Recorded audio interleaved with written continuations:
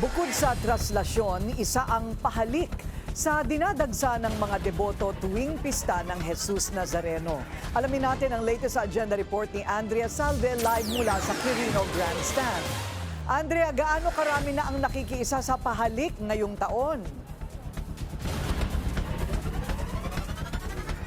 Corina, bumuhos nga ang mga debotong nakiisa sa taunang pahalik sa Poong Jesus Nazareno dito sa Quirino Grandstand. As of 7 p.m., pumalo na sa halos 34,000 ang mga pumila para sa pahalik at pati na rin ang mga nakaabang para sa pagsisimula ng traslasyon. Maagang Tarlac ang 70 anyos na si Nanay Clarita Reynante. Higit isang dekada na siyang deboto ng Poong Jesus Nazareno at taon-taon ay pumipila sa pahalik. Ngayong taon, dala niya ang tent dahil magdamag niyang hihintaying magsimula ang traslasyon. Gaya ng mga nakalipas na kapistahan, pareho pa rin ang kanyang kahilingan. Mahabang buhay,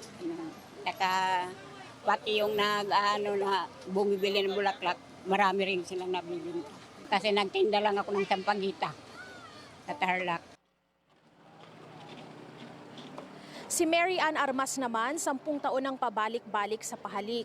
Hindi raw siya mapapagod kahit na hanggang ngayon ay hindi pa rin ipinagkakaloob ng Poong Jesus Nazareno ang pangarap nila ng asawa. 16 years na kasi kami, wala pang baby. Hindi nawawala ng pag-asa. Nangangarap pa rin. Humihiling pa rin sa Panginoon at naniniwala. Pagdating ng alauna ng hapon, umabot na sa more or less 12,000 devotees ang pumila para sa pahalik. Parami na rin ang parami ang mga pumwesto sa Burnham Green, naroon magpapalipas ng magdamag hanggang sa magsimula ang prosesyon.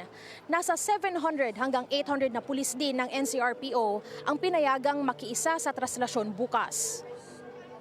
Yung mga pulis na sasama bukas is mga mga deboto. We allowed them to practice their faith. Siyempre, may mga panata rin sila. Nirequest sila na kung pwede silang sumali, pinayagan natin. On the one condition na tumulong sila sa kaayusan. Hindi sila papayagang magsuot ng uniforme at sasali sa prosesyon bilang mga deboto. Lahat naman daw ng deployed police personnel ay hindi pwedeng magdala ng baril bukod sa tactical units. Corina, 18,000 police personnel ang ipakakalat para matiyak ang kaayusan at kaligtasan ng isa sa mga pinakamalaking religious gathering sa bansa. Ipinatutupad na rin ang gun at liquor ban na magtatagal hanggang Sabado. Corina. Maraming salamat, Andrea Salve, nag-uulat live mula sa Quirino Grandstand. Manatiling nakatutok sa Bilyonaryo News Channel. Sumubaybay sa aming social media accounts at mag-subscribe sa aming YouTube channel para sa mga bago at eksklusibong balita.